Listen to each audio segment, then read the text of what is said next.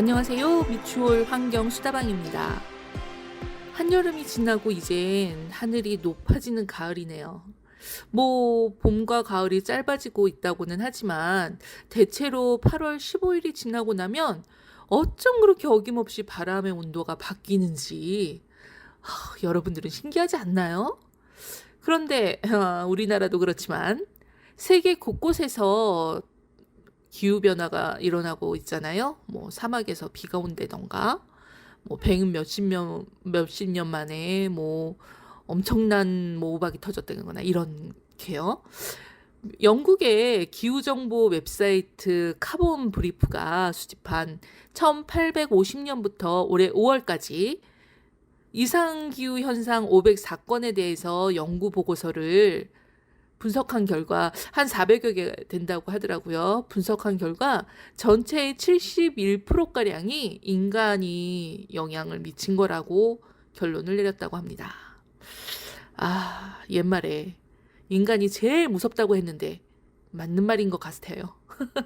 우리 무서운 인간이 되지 않게 노력해 보자고요. 오늘도 환경수호를 위해 활동하시는 분의 이야기를 좀 들어볼 건데요. 이분은 어떻게 환경에 관심을 갖게 되셨을까요? 안녕하세요. 저는 남동구에서 자원봉사 교육 강사로 활동하고 있는 전은숙이에요. 제가 처음 환경을 접한 것은 1990년대 초 아파트 분여회 활동을 하면서였어요. 그때는 아이들이 어릴 때라 우유를 많이 먹었어요. 그래서 다 먹은 우유팩을 헹궈서 잘 말려 묶어 배출하고, 신문지는 따로 모아 묶어 배출하고, 맥주, 소주병들, 그때는 왜 그런 것들이 많이 나왔는지 이렇게 각 가정에서 배출된 것을 다 따로 분류해서 정리하는 게 분여회의 주 활동이었어요. 그러면서 굉장히 뿌듯함도 가졌죠. 그때는 환경보다는 자원순환에 더 비중이 컸던 것 같아요. 쓰레기 배출 잘하는 것만으로도 자원이 부족한 우리나라 경제에 도움을 주는 것 같고, 그게 애국하는 것 같았어요. 음식물 쓰레기 분리수거도 했는데 이것은 환경하고 직접적인 연관이 된다고 생각하며 그때부터 환경에 더욱 관심을 갖게 됐어요. 그런데 열심히들 주부들이 쓰레기를 분리 배출했는데 정작 쓰레기 수거차가 수거해 갈 때는 다 한 대 섞어서 싣고 가더라고요. 그것을 보고 많은 주민들이 쓰레기 분리 배출에 의미가 없다고 실망을 하게 되었고, 그때부터 분리배출이 소홀해지기 시작하더라고요. 그게 참 아쉬웠어요.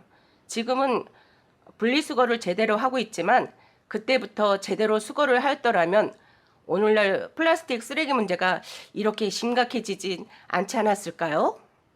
아파트 분여회가 정말 이런 일은 많이 하시는 것 같아요. 일찍부터 쓰레기 분류하고 배출하는 이런 활동들이요. 물론 지금도 잘하고 계시죠. 이렇게 대단히의 주거지에서 잘 실천되어지는 것은 중요한 것 같아요. 아파트 분여회 여러분, 화이팅! 자, 아파트에 사는 건 아니지만 우리도 할 수 있는 환경을 위한 실천 방법들이 있겠죠? 오늘은 어떤 걸 한번 배워볼까요? 안녕하세요. 저는 동구에서 활동하고 있는 환경활동가 정미향입니다.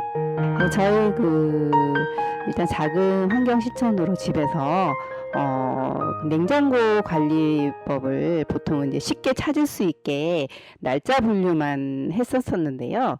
냉매 관리에 대해서 이제 생각을 하면서 그때그때 먹을 수 있는 만큼만 저장을 하면서 공간을 많이 두어서 에너지 절약을 하면서 냉매 관리를 해야지 에너지에 많이 절약할 수 있다고 배웠어요. 냉매 관리는 물건을 너무 가득가득 채우면은 그 냉장고 안에서도 에너지가 잘 돌지 않아서 물건들도 시원하지 않고 금방 부패할 수 있고 기간이 오래되지 않아요. 그래서 공간을 많이 둬야지 저장도 잘 되고 에너지 효율도 절약할 수 있는 그런 장점이 있습니다.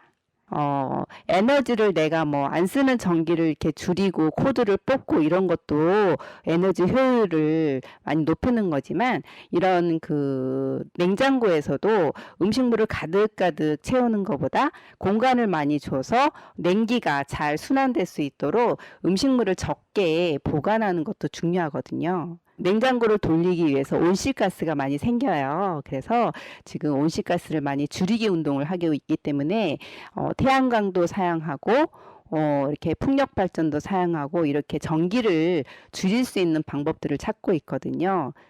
전기를 많이 발생하는 그런 행동이 기후위기와 많이 연관돼 있기 때문에 에너지 효율을 자꾸 줄이려고 노력하는 그런 게 지금 냉매 관리의 중요한 의미입니다.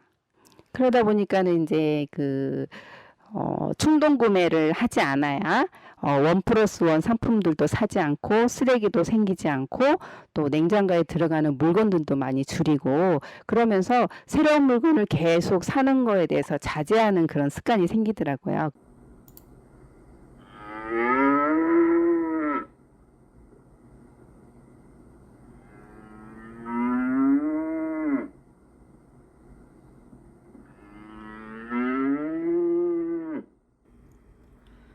비건이라고 들어보셨나요? 채식주의자라고 하는데 예전엔 솔직히 잘 이해를 못했어요. 그런데 이 비건이라는 것도 환경과 관계가 있더라고요. 오늘은 비건과 환경이 어떤 관계가 있을까 한번 알아볼까 합니다. 채식주의자를 베지트리안이라고 좀 하는데 그 첫 글자와 마지막 글자를 조합해서 만들었다고 하더라고요. 2022년 한국의 채식주의자는 250만 명으로 MZ세대의 환경과 건강에 대한 관심이 커지면서 관련 시장도 커지고 있습니다. 채식주의자를 위한 샐러드와 간편식이 출시되고 있고요. 판매량도 꾸준히 증가하고 있고요. 완전한 채식주의자뿐만 아니라 간헐적인 채식주의자들도 등장하면서 비건 열풍이 불고 있다고 하죠. 그런데 이런 현상들이 환경과 어떤 관계가 있을까요? 우선 기후변화를 일으키는 온실가스 중에 메탄가스라고 있습니다. 소, 양, 염소와 같은 동물이 되새김질할 때 발생이 된다고 해요. FAO에 따르면요, 축산업 부분은 전 세계 온실가스 배출량의 14.5%를 차지한다고 하는데, 온난화의 주범이 이산화탄소지만 문제는 축산업의 경우 지구 온난화 지수 기준으로 해서 이산화탄소보다 메탄이 21배, 이산화질소는 310배나 더 심각한 온실 효과를 일으킨다고 하더라고요. 두 번째는 가축을 키우고 먹이는데 넓은 토지가 필요하고 결국 숲을 파괴한다는 거죠. 지구의 농지 중에 83%가 이런 가축들이 먹을 작물을 기르는 데 사용되고 있고요. 또 이런 작물용 농지를 위해서 지금 이 순간에도 산림은 파괴되고 있다는 게 문제겠죠. 이러한 환경적인 이유로 또는 건강이나 윤리적인 문제 등으로 채식주의, 비건을 선택하는 사람들이 늘어나고 있다고 합니다. 이런 걸 보면 환경에 대한 문제가 얼마나 실생활에 또는 우리의 필요한 요소들로 들어와 있는지 알 수 있을 것도 같아요. 인천광역시 교육청은 2050 탄소 중립이 국가 의제가 되면서 탄소 절감을 위해 학교들이 월 2회 이상 채식 급식을 운영하고 있다고 하는데요. 연간 1,000만 원 예산을 지원하는 채식 선도 학교는 현재 초중고 합쳐서 11곳이라고 합니다. 향후에 채식 선도 학교 규모와 급식 제공의 빈도수를 늘릴 예정이라고 하는데요. 우리 동인천에 있는 인천 창녕 초등학교 혹시 아시는지 모르겠어요. 거기가 채식 선도 학교라고 하는데 먹고 싶은 거 못 먹게 하는 게 학대가 아니냐, 영양에 문제가 생기는 거 아니냐 하는 말들도 있을 수 있는데, 강요의 차원이라기보다는 기후 위기에 대한 고기 소비를 조금이라도 줄여보자는 수준의 거라고 하더라고요. 어른이나 아이들이나 먹고 싶은 걸 참는 건 어려운 일인데 하다 보면 익숙해질 수 있겠죠? 어쨌건 선택은 여러분이 하는 겁니다. 오늘은요, 여러분들과 함께 풀벌레 소리를 좀 들으면서 인사를 나누겠습니다. 여러분, 안녕히 계세요.